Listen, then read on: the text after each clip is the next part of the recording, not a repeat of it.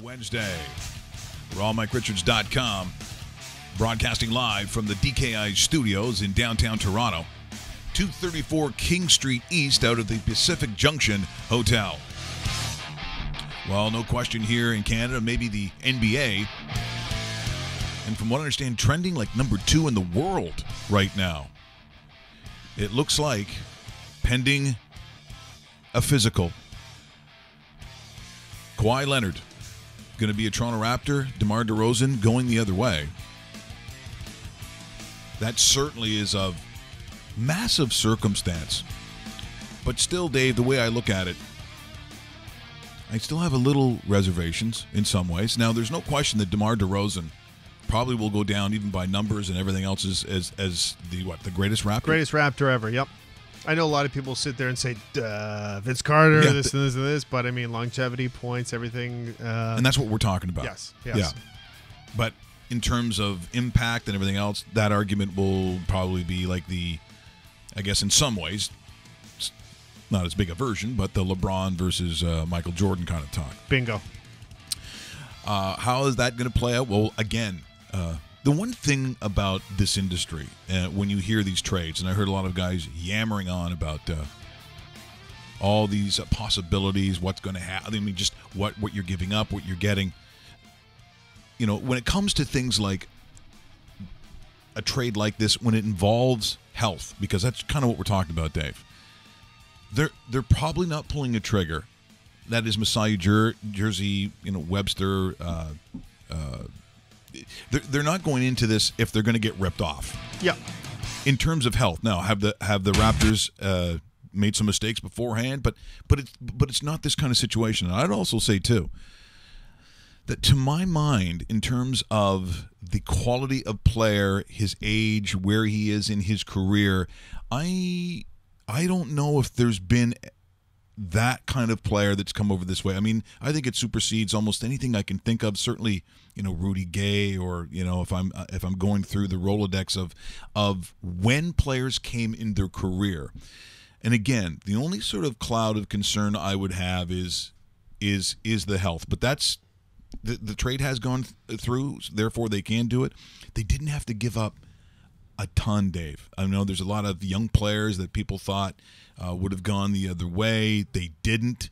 And if you're looking at the picks that went out, if it takes a certain amount of time, the NBA is one of those things where one can become like two second rounders. If you're going to start gambling on those kinds of picks, they really didn't have to lose a lot. It almost is in some ways just a straight up 1-for-1 deal. So if I went to you last year and said Kawhi Leonard for DeMar DeRozan, are you pulling the trigger on that? Yeah, easy. Yeah, fast. Yeah. Pascal Siakam's a pretty decent piece. It's a small, young piece, and it's a protected first. So they've shielded themselves just in case something happens. So, it was Jakob Poeltl, not Siakam then, right? Yeah, Siakam okay. they keep OG as well. So then it looks a little bit better. Yeah. Sorry, I'm seeing a number of different trade reports, and and you're right. The thing that I'm concerned about is Leonard playing in 9 games last year. Kind of sit there and you go, okay, how is that? How is that body after what he had to endure, which was obviously a season-long injury that took him out for that long on a pretty good franchise. So there's also been a lot of reports that there has been some dissension between coach and player in San Antonio. So maybe there was something more to it. Yeah, right? and along those lines, I don't think that the PR spin that the Spurs were giving Leonard did. They weren't doing the rest of the league any favors, and certainly not Kawhi Leonard. Right. Therefore, like just what is that spin, and does it affect those that would be interested in him? I think that's part of it. But when you look at the other teams that were in the running and that we assumed would be part of it, including a Boston, you're talking about Philadelphia and also the Lakers. Well, when it came to cap space, that closed down pretty quickly. So once they made those commitments, once Philadelphia and the Lakers made those kinds of commitments, all of a sudden you don't have that kind of room.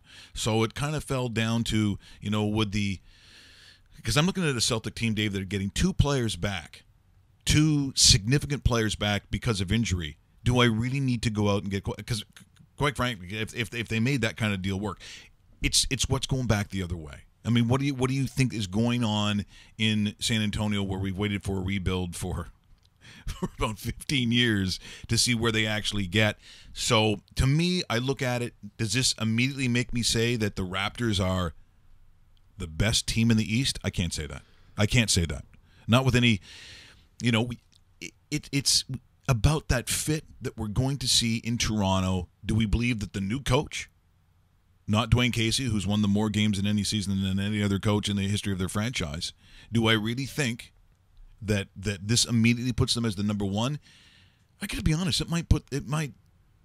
If it only gets you to the top three, then probably this has not worked. Mm-hmm. And I still have concerns with the coaching. Not that he's a terrible coach, but the guy that just left was considered by all others to be the best coach in the league. Bingo. So, Dave, it's a wait and see from me. This isn't like, oh my God, look, if they got LeBron, maybe I'm saying something different. But Leonard, who there's no question the quality, a healthy Kawhi Leonard, exactly the kind of talent, and at this age is still a significant move. But I'm still going to be what do they say, the Missouri guy. It's the show me state. Show me. And I'm going to have to wait on this one. Yeah, a lot of people don't know this, but Leonard's actually younger than DeRozan by a year. Because you look at the two and you go, which one? Leonard's the older one? No, Leonard's the younger one. Yeah. And then you kind of sit there and you go, okay, he has a year left on his contract. They're obviously going to try to do everything they can to, extend that to max dollars, max term. But we'll see. Early reports too, Mike. We know that DeMar is not thrilled about leaving. No, he definitely is not. And Leonard, apparently through different family members, we haven't heard from him, but through family members, not too thrilled about coming. So and again, this is leaking through third, almost fourth party. Exactly. The way you want to look at it. So I don't know how much I read into that, because I have to think the Masai Ujiri's a pretty sharp guy. And if he's dealing with someone that is truly a malcontent, someone that's going to be disastrous to walk into that, he wouldn't do the deal. He wouldn't do it. No, because the one thing that we have learned about Masai Ujiri is that he has a real human side to himself, even to a fault, I think sometimes. But getting back to your statement, Dave, about DeMar DeRozan. Now, this was on Instagram. It has been deleted since that time. It's not a picture. This was a storyline. I would call it story, correct, Roast Beef? Yeah. Well, no, it's not deleted. It's still there. It is? Oh, I thought it was taken down. No, he's left it up. So. Yeah. So let's have a look at it and read exactly what it said, because this is not the "It's been great being in Toronto. Thank you for the time. I wish you all the love in the world. Thoughts and prayers." No, it says, be told one thing and the outcome another. Can't trust them. Ain't no loyalty in this game. Sell you out quick for a little bit of nothing. And then the next one just says, soon you'll understand. And the next one says, don't disturb. Okay, so first of all, grammatically terrible. Yeah, Dave, I know your father was a teacher. Oh, he would have hated that on many levels. I mean, he's pulling out the red pen. Oh. And the red pen's getting some extra work. Yeah. Yep. So I'm just saying, I mean, geez, that's a big F from me, and I'm not even a teacher. And I think in terms of attitude, it just okay. Can we? All right, it's called Raw Mike Richards. So this is about. Are you telling me with the tens upon tens upon tens of millions of dollars to the All-Star games, to the way that you embraced the city and we embraced you back? If you thought about it, that was a horrible message to send out upon your leaving. The fans who showed up in droves to see you laid on the line, which you did. I don't think anyone's going to take that back. There was not a lot of mailing it in. People are going to point their finger, I'm sure, at the inability in the playoffs to beat LeBron. because he's one of the best players, if not the best player who has ever played the game. He was the boogeyman, for the lack of a better term, for the Raptors. Like the real one. The real one. The real one. The one like, oh, God, yeah, no! Yeah. Guess who you're playing? LeBron. That's what happened. So to me, in a show of at least some sort of dignity, and I think that's what we want to talk about. And look, am I going to relate it to my life? Yeah, I guess it was tough with the TSN 1050 and how I wanted to leave. Eventually, I talk about what happened, but it's not like people were throwing themselves off the building when we left that radio station. This is a little more significant than that. And when I look at the, $100 million, whatever would have been made in that period of time. Yep. He's not playing for free. He's going back to San Antonio. Well, not back to San Antonio. He's going to San Antonio. Look, it's not going to be the greatest of times where they are in their franchise, but I really just don't think that that's the message that he wanted to leave going out. I'm disappointed. I think I'm a little disappointed. It is professional sports. You know, sometimes the better you play, the more valuable you become as an asset. Mm-hmm. It's just the nature of it. This is not surprising. I realize he wanted to retire as a Raptor. He wanted to play his entire career like Kobe was able to. It didn't happen, but I think it's a bad way to go out. Yeah, it's not the you know, I understand there's a little bit of a bitterness, but I don't know if I would have done to this extent, because there's going to be people like me that still sit there and go, you're making your $27 million a season until 2021. There's no reason to be upset about this. Wow. Exactly. And you know what? The other thing I look at it from his point of view, Coach Pop might take DeMar to a different level.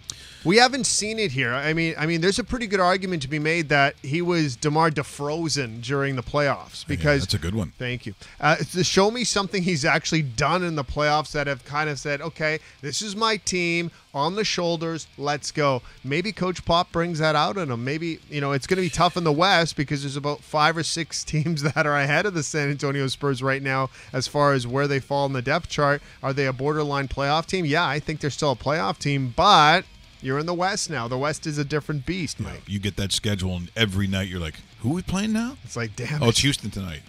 Oh, great. Yeah, because you legitimately look at that and you go, Houston, LA, Golden State, back to LA. It's like, what? Is there a day off here? Like, there's no Indiana Pacer, and I'm not saying that they're a bad team, but I'm just saying compared to.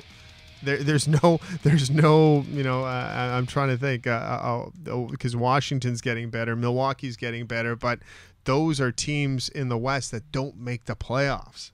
Over here, So, you know, so he's got a year left before he's a free agent, so they basically have a year to sell him on the idea of wanting to stay in Toronto should it go well. I mean, that's really kind of what you're looking at. And what are you getting? Well, of course, we don't really have highlights from the previous year. But when it comes to the one thing that I think I've always been frustrated with, I think when it comes to the Raptors, and that's the ability to shut someone down.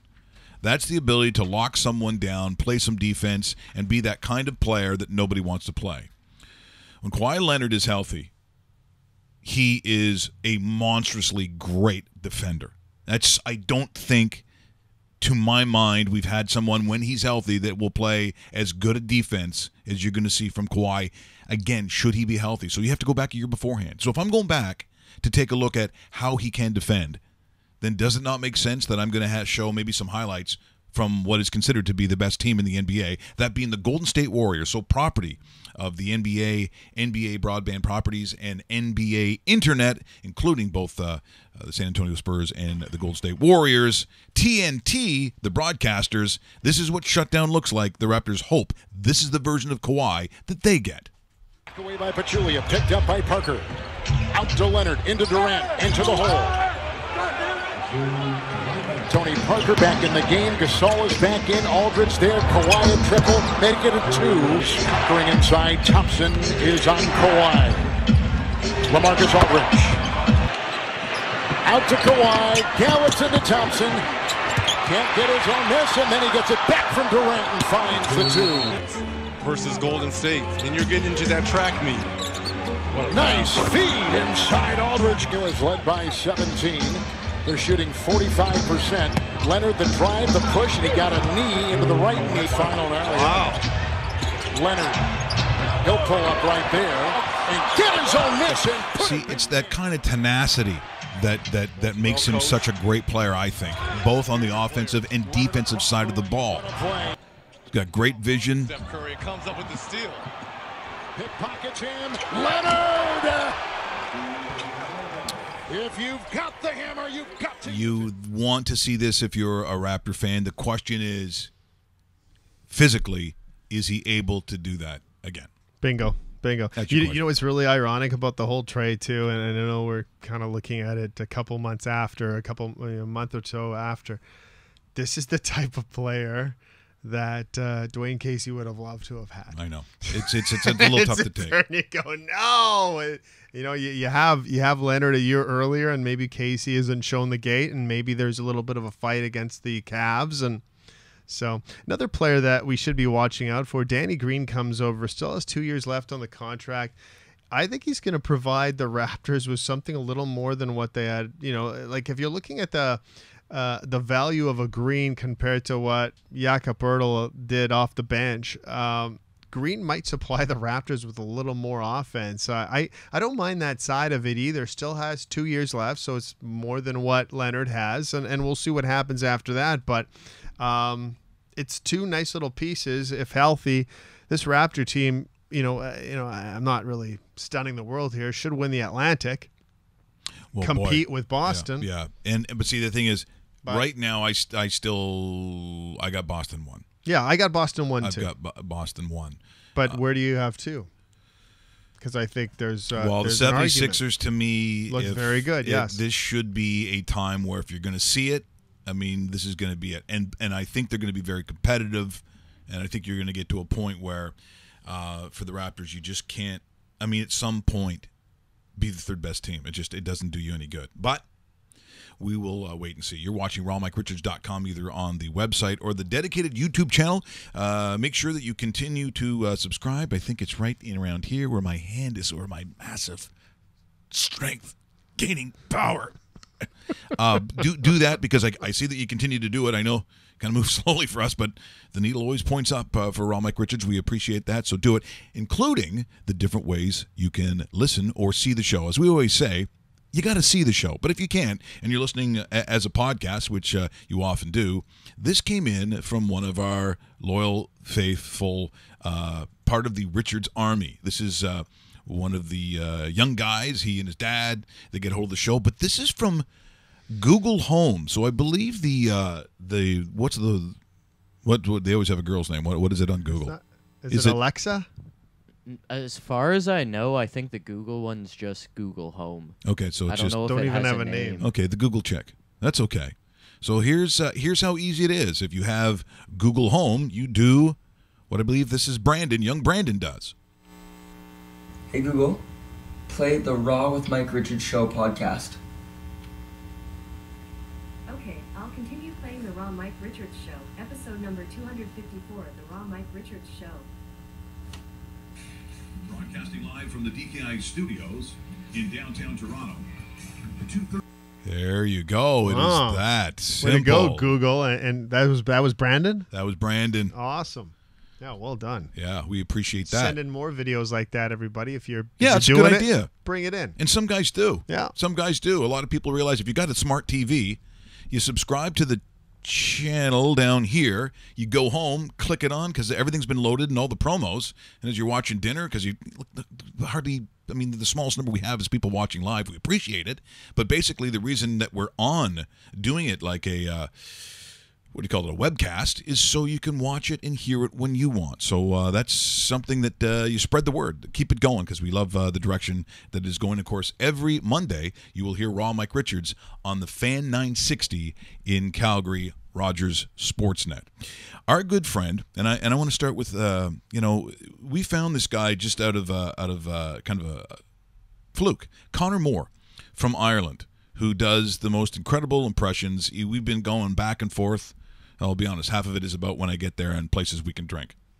That's That's what a lot of the conversation has been. But he has exploded. He's done real well. And now we'll take a look at the picture here. He's delighted to announce that he has partnered with NBC Sports. We'll be bringing you content on Golf Channel. He says, thanks to all who have helped me along these past 2 years, from friends and family, all in the UK, and, of course, all around the world who supported the page. Thank you. And we Shamrock as well, which is beautiful. He is outstandingly talented. He's hilarious. We've seen when he does his impressions of mostly golfers, but last time he did a little bit of Trump. He did a bunch of other guys. He's very funny. Here's his take on guys from this week's The Open, Connor Moore. As a former Open champion, any advice for the guys this week, Padraig? If you're leading the Open after 71 holes, don't use a driver off 18. Because that's just stupid.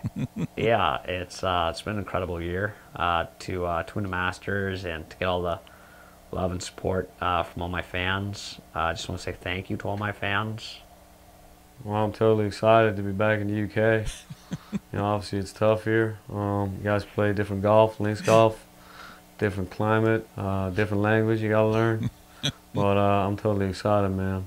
You had a tough time at the US Open, Ian. Well, it was certainly difficult. But who doesn't love to play a bit of crazy golf from time to time? I believe next year it's been televised live on the Comedy Channel. Yeah, I think obviously the last time I played at Carnoustie, not much to smile about, but I think this year is all going to change, man. And I knew it was a penalty, and I took the penalty, and, it was a 2-shot penalty, but I moved on. That's but awesome. I apologize. Thanks so much, Phil. That really means a lot to us.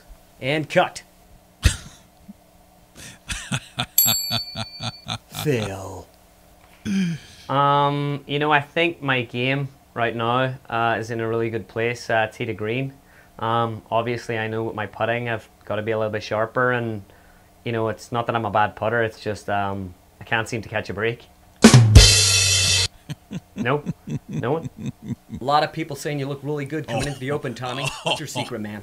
Yeah, I've just been putting in the countless hours. Been really putting in the time and effort of recent. Been washing my hair twice a day, blow drying it, and getting the right conditioner and stuff. And I feel the volume is quite nice. So it's been a dream come true. Delighted with how I look. Well, I just spoke to all the guys, and we spoke about the course, and it's tough. A lot of ebbs and flows, peaks and valleys. But I'm not worried, as I'm an Olympic champion, so I don't like to talk about it. But yeah, gold medal. Tiger, can we get a quick couple of words off you? Yeah. How are you feeling coming into the Open? Well, conditions are tough, man. But, I think I'm putting well. Really do. And my back feels good. And, yeah, I feel good, man. Could you elaborate on that, Tiger? Well, I think I'm putting really well. And conditions are really tough.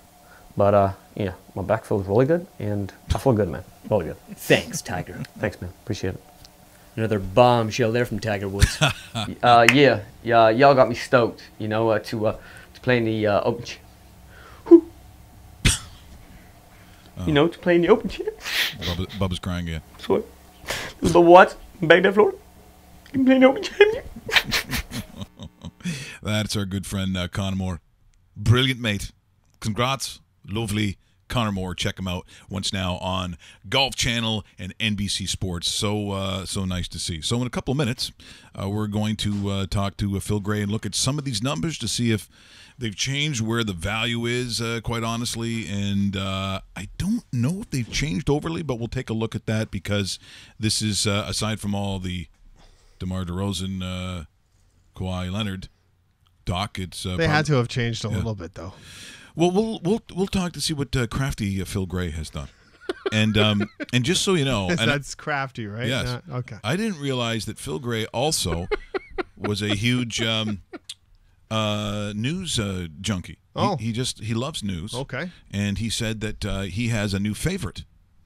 And this person, I got to tell you, if City TV or CFTO, any of your local affiliates, want to hire this girl who she is what they call a presentadora. So she delivers the news. Yes. It is in Colombia, but she is from Venezuela. And I got to be honest, it doesn't matter where she's from. Oh, my God. Here's how the news should be delivered. And by the way, parts of it are in slow motion. I don't believe that's how it was broadcast. But good idea. Hola, muy buenas noches. Bienvenidos a las noticias del entretenimiento internacional. El reciente video musical del cantante Kanye West lo tiene en serios problemas con figuras de la música y de la política en los Estados Unidos. Otra celebridad con problemas judiciales es Belinda, quien Look at Russell. He can't even move. será arrestada. Miren por qué. But seriously. Clearly not moving. Yeah. Esta es otra noticia del mundo del entretenimiento internacional. Esta es una noticia que sorprendió al mundo hoy. Hasta aquí las noticias del entretenimiento They just keep putting the internacional. Los music behind espero it. en la emisión central. I have no problem with Mucho this, by the más. way. Hasta entonces. No, listen, slow motion, no music. Seriously, Dave. For DJ Styles, that's got to be. Yeah, that's up there. That's up there. Yeah. Don't put it back on me, Russell. No, I wasn't even finished. Good morning, Mike Richards. Hey, I'm looking for the illustrious Phil Gray from Sports Interaction. You've got him. Yeah. Okay, so just tell me something there, my brother. These numbers, have we changed the golf numbers at all? Have they moved at all overnight? Because we just opened it up. We're looking at Sports Interaction, which of course, if you're following us, you want to sign up, you want to be part of the Sports Interaction family. You should if you're not. Yeah, I mean, they're going to up to $200 match that first bet, and this is a great time to get into it because there's a lot to bet on here in the Open. And if I'm looking overall at the winner, Phil, who is the senior lines manager, it's a very big job. It's very impressive. Yep. Have the lines moved at all? They actually have, and we've seen quite a bit of action right off the bat on Patrick Reed. He opened at 40. We got him down to 30-1 right now. And you figure his last 3 majors, he's 1, he's 4 and 2, I think. So, but there's some serious liability on him. He's got the game and the low ball hitting to do it. Dustin Johnson still. He's come down from 14 at 11-1. You can get him at Top American at 7-1. So there's been a lot of movement. I'm not really seeing the English bets. Justin Rose. He's kind of steadied out at 14-1. So I'm not too worried about him. Some Tiger bets. He's no longer 3-1 to win every major. He's out at 20-1. So quite a bit on him. Tony Finau as well has actually dropped from 50-1 down to 30-1. So that's an interesting liability. Well, I guess the one thing too that in doing these lines and doing for golf, as you mentioned, it's not the Tiger Slam era where you basically have no money, or that you have to bet so much to make anything. But really, so many guys on a weekly basis have a chance to win. And when you're playing a links golf course, you're playing Carnoustie. Jean Van de Velde, I guess, all he has to do is memories. Get a 6. A 6. And we're going to play that. By the way, I've never really done this beforehand, but if you watch it as it played out, we've got that this morning. Okay. And you're going to see, and then they're going to play back and talk to the British announcer. Can't think of his name, but they all sound like this. And as he pulls out the driver, he's like, "Oh, my word. Well, that looks like a mistake." If you had heard the guy, he went, no. Yeah, kind of. Put the big club back in the big and give me a 6 or whatever it was supposed to be. It just on a weekly basis, any of these guys, Rory, a lot of the Europeans, even Sergio, who for the most part, he wins. He won a while ago, but for the most part, it was very disappointing. But Ricky Fowler has been, what was it, last week? He hit a drive that was 458 yards. Oof. 458. You can do that with your putter at Carnoustie. It's like those fairways. Exactly. It's like going on pavement. Sergio's got no chance. I don't think. I don't think he's got the shoot spot to go around Carnoustie and keep it together. And talking impressions. Now, Mike, if I'm not mistaken, take a look at David Bassel, and if you put one of those old style visors on him, is that not Jean Van der Velde? Come on. Yeah, you know what? It's not that far away. Thank you. And you know what? I got a feeling that he really enjoys that when people say, "You know what?" I get that all the time from 60-year-old men. You look a little bit like John Van de Velde. Can I get you a double? I like John Rahm a lot this week. I got some lunch money on him. I got him at 28-1 earlier in the week at one of our competitors. So I'm looking to cash that. Wait, hold on. Yeah, are you allowed to do that? Isn't it? What are you, Donald Trump of the gambling world? You're just making deals and making up the rules as you go along. That's it. Hey, Phil. We know you have a lot of love for Tiger, but in all seriousness, of the 4 majors, agree or disagree, the Open Championship is probably his best opportunity to win a major this year, in my opinion. Well, sure. I mean, that argument's put out there, and he's put it out there himself. I still say, I mean, I never say he's going to win. I said he could win. I mean, any tournament he enters, whether it's PGA or major, he absolutely could win. Will he win? Probably not, but he certainly could if he put it together for 4 days. At Carnoustie, I mean, he's certainly got the creativity. You know, he's Tiger. He's got the stinger back. But you know, is he going to putt on Sunday? And that's where they all win, right? And that's the difference. Well, as we see, there'll be a lot of action. Dave did the pinata yesterday. You got it. And you got Brandon Steele. That probably surprises you that I do the pinata, Phil? You got a lot of loonies, Dave. You got a lot of loonies. Well, it was a toonie, as a matter of fact, just so you know. I mean, it was a toonie. I went all in. He's going all out. He's up in his game. He's up in his game. I was talking to David, and I said, "Summer's over. Football's coming." So I'm ramped up, and we got some special stuff coming up in the fall and this winter, and hopefully we're going to have some great stuff happening with you as well, Raw Mike Richards. You know, some special offerings. You know, each time I'm on. That's exactly what we're thinking. Of course, Raw Mike Richards is now heard every Monday on the Fan 960 in Calgary. So we will have our Calgary friends with us as well. And we started talking about some of the numbers yesterday as they came up, looking at, the AFC Championship with New England, Pittsburgh. I think Houston's got – I talked about Houston. I think there's some real value on that one. But in the NFC Championship, it's interesting. The Rams, you get the Packers third in terms of the monies, but the Philadelphia Eagles to win the NFC Championship, I don't have a problem, Dave, if I'm putting money back on the Eagles, because I looked at Carson Wentz, who looks like he's way ahead of schedule. I've seen some of the that's good news for Philly. Oh, they look good, and I see no reason why they wouldn't be heavily favored as an NFC Championship team. I got no problem putting money on them. I'm really looking forward to the NFL season because like last year, this is going to be a bookie's dream. Because it really is going to be any given Sunday, on most weeks, and it's going to be a coin flip on some of these games. And for a bookie, that's great for us because we see a lot of balanced action. And when we do see some unbalanced action and we get those upsets like we did last year, we had a record year in percentage hold for NFL. It was in 15 years of doing this, it was our best NFL season ever. And I see the same trend continuing next fall. So really looking forward to NFL. Hey, Phil, is there any teams that are kind of sneaking out of the woodwork where people are starting to bet a little more than what you had thought, and maybe you on your end had to adjust some numbers? And what would those teams be? Not really. It's pretty early, but it's for some reason, everybody likes Atlanta, and I'm looking at the season wins and over 9, and I've over 9. I've had to cut that. Everybody's on top of that, and I don't know if I see them winning 10 games this year. What about you guys? Well, in those numbers, if we're talking about in that area, it's interesting when also in terms of the numbers on the Super Bowl, just ahead of Atlanta are the Houston Texans. And again, it's one of those things where I think with health, because we really had obviously a shortened season with those that counted with the Texans, that right now I think there's tremendous value on that team. What is the over-under, by the way, so total of games won for the Houston Texans this year? It's 8.5, and the juice is on the over. We have seen some action on the over. Yeah.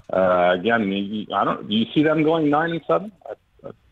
I don't know. It seems kind of a bit of a stretch to me. Well, Cleveland is. I'm not Cleveland. Carolina as well. I mean, we've got them at 9. That seems to be the industry standard, and the juice is on the under.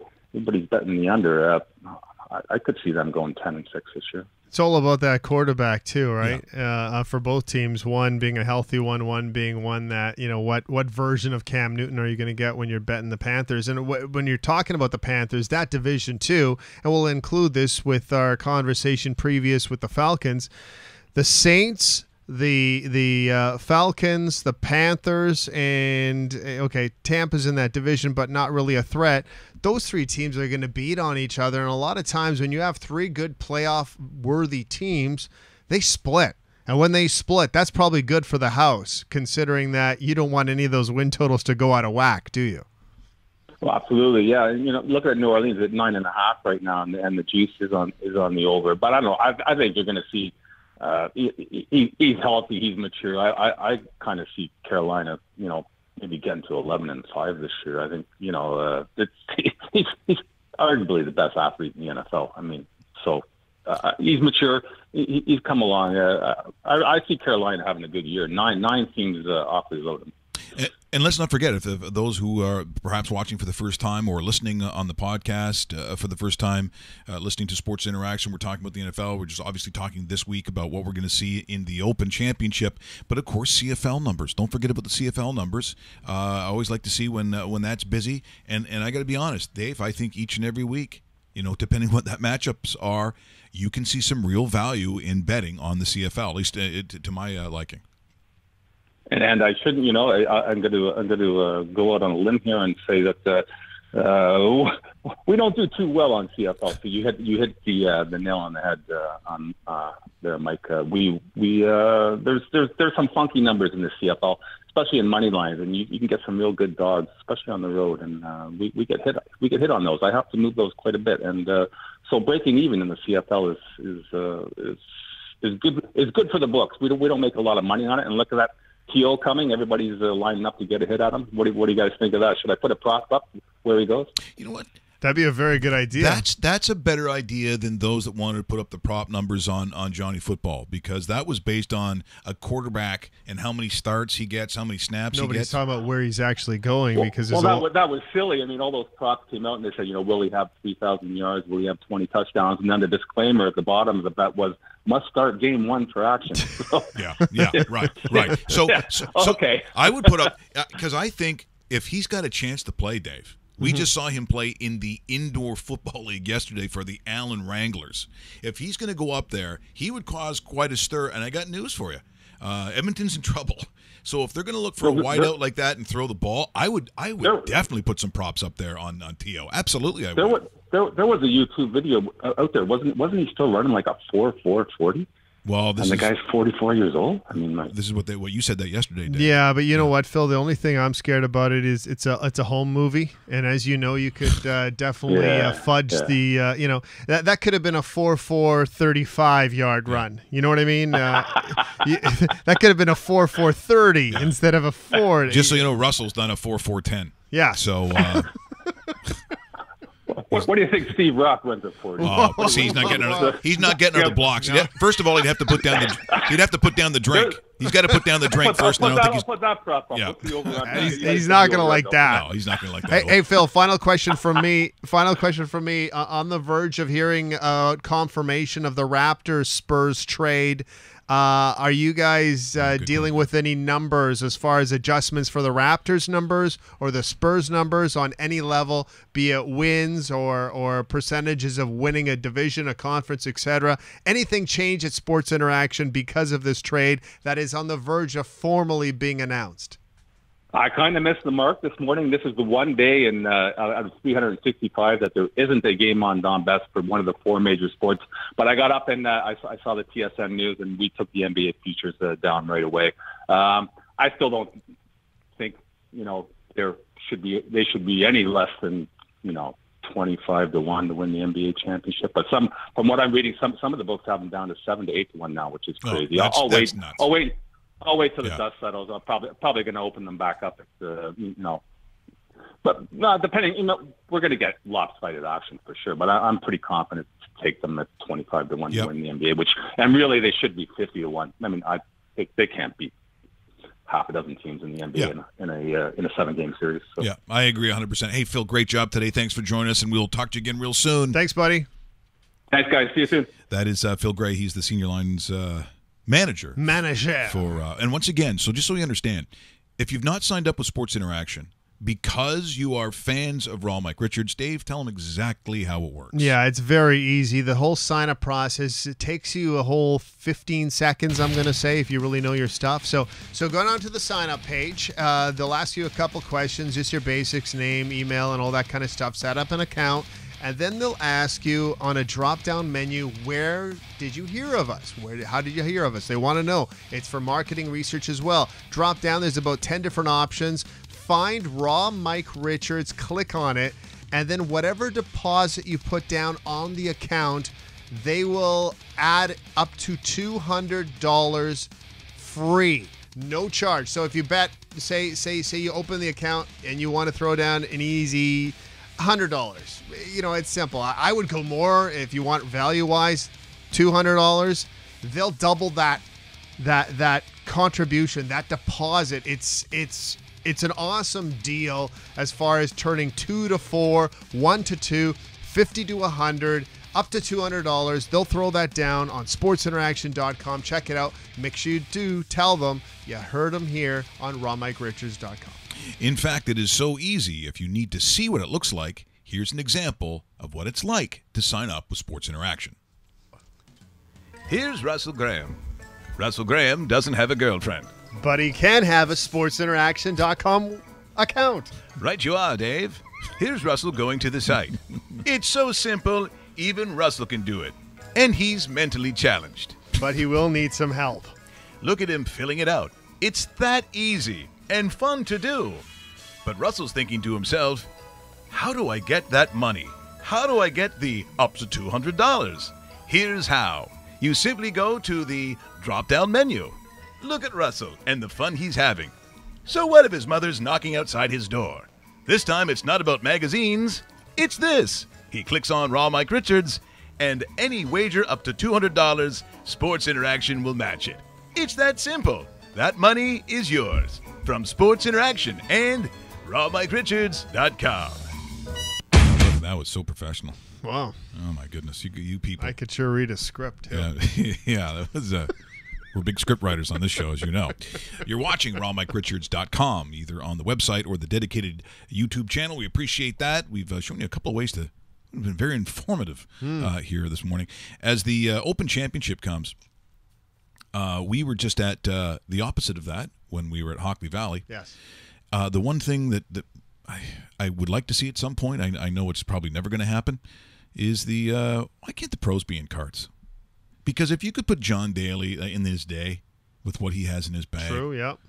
A couple of cocktails. You know how much smoking goes on? Tons. In fact, if John Daly was able to drive a golf cart, don't you kind of think it might look like this?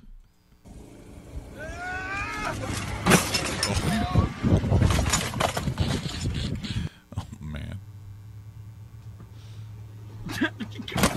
Oh. What is he doing? Jesus. Oh.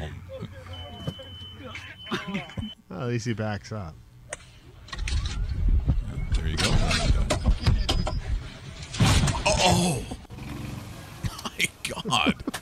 Oh, these people are getting rammed. This is the best of Coach Frank, or what? What would you do if somebody, even a friend, hit you like that? Oh, this is not going to be good. No. This is Dukes of Hazzard. Oh, my God. It's hard to get that kind of speed. Look at this guy. He's awesome, actually. See, there's a lot of that. That's what we saw last week at Hockley Valley. Two girls.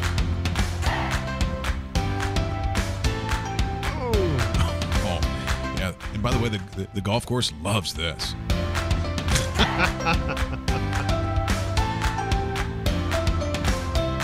Oh. How can that be real? No. It's not. That is. That's just stupid. See, those are the gas carts. When you see gas carts, get ready for craziness. That's a little Booze Town action right there. Oh, don't. Oh. Oh, no. No, don't. Oh, no. Don't do it. And they're doing it. Oh. You probably don't want to turn, I figure. I guess that's why at the beginning of a round they went around asking for signed papers. Yeah.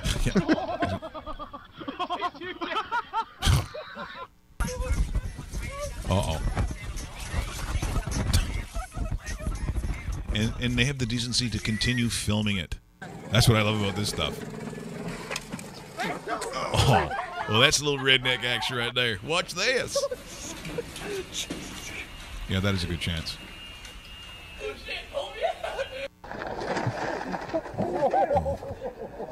Uh-oh. This is some really crazy. Oh, that's nice. That wouldn't hurt. Oh, yeah. Yeah. A golf course dream come true. Okay, well, if you think those are bad, wow. Is that the worst thing that you'd ever see on a golf course. I can tell you historically that it is not. Jean Van de Velde had probably, of the meltdowns in professional sports, is this the most difficult to watch emotionally in terms of a meltdown? I'm going to say... Because there's a lot of sports, there's a lot of, I think of... In the sport of golf, the only thing close to this is what Greg Norman did at Augusta. Yeah. Just because Greg Norman was a top golfer, and you were hoping and praying that one day he would get that green jacket. But that was over a series of holes where I think this one's worse because it's 18. No, that's true. Because it's basically, and for anybody that missed this, which you shouldn't have, it was his championship to lose. He needed a double bogey to win. Yeah. That's a 6. 6 wins. That's like an average golfer like us. Hey, okay, I'll take a 6. That's not a bad score. You hope you get a 5, but I mean 6 is very attainable. It's the ham and egger score, that's, for sure. That's what he needed for an Open championship. He did not listen. Courtesy of our friends at ESPN, they go back and not only show you the clips of what he did and the announcer making the call, but they go to the current announcer and he looks back on it, one of those English types. It simply is something that I don't believe anyone will ever forget. Jean Van de Velde says, well, at least I don't think they're going to be talking about it in 100 years. Yes, they will. In the ancient game, he was set to win the oldest prize. Approaching the 487-yard par 4 18th at Carnoustie, Jean Van de Velde, a 33-year-old journeyman with 1 win in a decade on the European Tour, held a 3-shot lead. Now, what to do? What to do? He's out with the driver now. I'm not sure this is right. To have the audacity, the stupidity to take a driver out of bounds on the left, little stream, little berry burn running down the right fairway 40-odd yards wide or whatever, 3 shots ahead, the championship in the grasp of your hand. 1 hole to go, 3 iron, 7 iron, pitch up, and it's all over. Thank you very much. There's no way you hit driver in your hand. If you're his caddy, you break every club but the wedge and the putter. Van de Velde's caddy that week was Christophe Angiolini. The two had worked together for less than 3 months before arriving at Carnoustie. The strategy was to hit driver because the further you are, the closer you are of the green. And with a 5 iron, you can miss the fairway and you can be dead.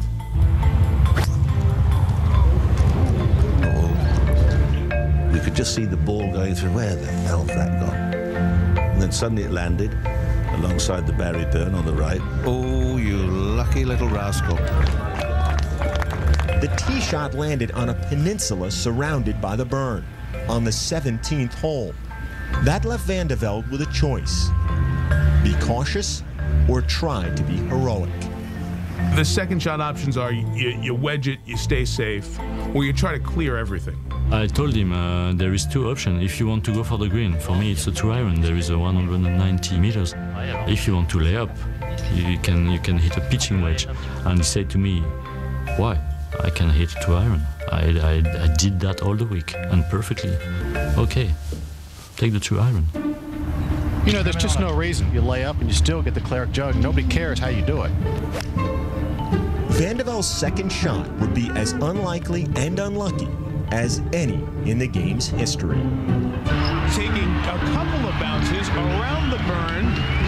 Is this real, Mike? Are we actually seeing this?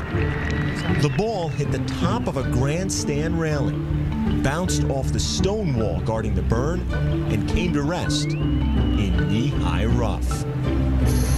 If the ball stayed in the grandstand, there is a free drop, so there is no consequence. If it lands anywhere else other than hitting that post, the ball drops straight down. He can chip it on the green, and he's your Open champion.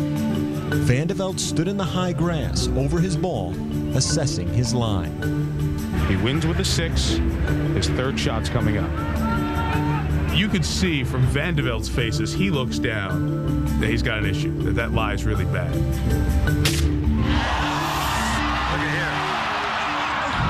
went in the burn. The sound of that club hitting the rough, the ball goes up, and it's almost like it stays in the air long enough to rub it in. It's like if the ball was a person, it would have stopped and waved at Vanderbilt as it goes in. This is so sad. The worst. So unnecessary. Then, the sideshow began. He's surely not going to go and climb down in there and try to whack it out of there. No, that would be totally ridiculous. No, what are you doing? No. What on earth are you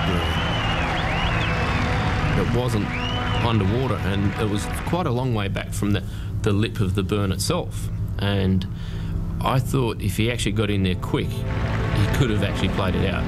No, Jean, please, would somebody kindly go and stop him? Give him a large brandy and mop him down. Then when he started taking his shoes and socks off and going into the water, I thought, well, this is ridiculous. He asked me this question, Chris, what do you think about this shot? Do you think it's possible? And I can't answer another thing to, I don't know. I don't know this shot. I never tried this shot. This really is beyond a joke now. He's gone. I never tried this shot. This is quite... I've never seen anything like it before, and to attempt to hit the ball out of there is pure madness. Then he stands with his hands on his hips in true sort of Gallic style, like, Inspector Clouseau. And I honestly did not know what to say, which isn't like me at all. But what do you say when you see somebody destroying in front of your very eyes? He's destroying the chance of a lifetime. You hate to be harsh on somebody, but this is one of the most stupid things I've ever seen in my life, I have to be honest. With photographers swarming, Vanderbilt plucked the ball from the water. Thank goodness good sense prevails. He would take a penalty and drop in the rough behind the water for his 4th stroke. 2 strokes left to win the Open. From the deep rough, Vanderbilt hit wedge for his 5th shot.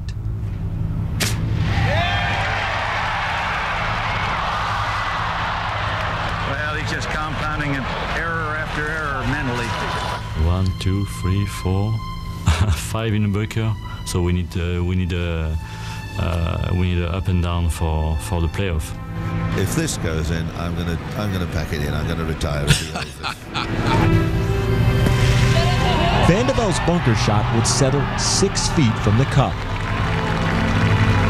23 minutes after stepping onto the 18th tee, he needed to make this putt to join a playoff. You root against no one, you root for no one. But you've got to hope that this goes in.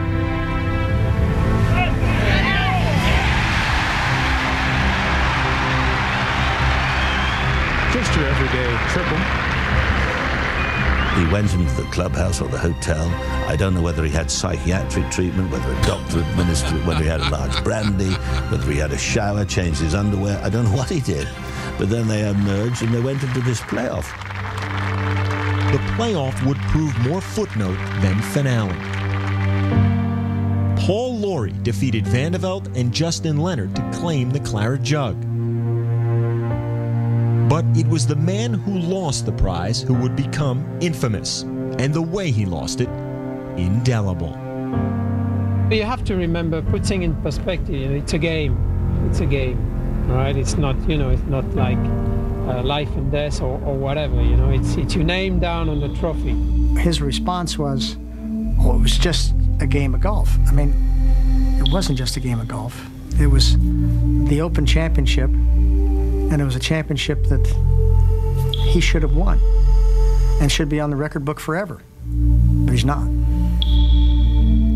When you sit and you think about it, what could have been, what might have been, it's very difficult to get over that. But and I think the scars are still there. If you scratch away at the surface, the scars are still there. Must be there. He had what will go down, certainly within its sport, and maybe within all sports, as one of the greatest blunders of all time. That's kind of a sad way to be remembered. Carnoustie. Well, we had just asked that question. Unreal. And And there's Mike Tirico saying, maybe the worst of all time. It's still hard watching. I was cringing. Yeah. And you know the result. You know what I mean? Russell, have you ever seen that before, like that in its entirety? Have you ever seen that before? I have not, never even heard of it. That was 99, so I wouldn't have even been 2 years old at the time. No excuse. No. But I think for hey, let us know today. Was that the first time you've seen that? Because that probably was the worst thing that you'll ever see in sports. I'd like to thank Phil Gray, Senior Lines Manager from Sports Interaction. You saw the videos. You saw how to join. Make sure you do it. Up to $200, they're going to back you up. You put in 2, you get 4. Easy peasy. There you go. Also math. Go do it. And the newest Raptor, Kawhi Leonard. Mr. Leonard. Yeah. We'll see.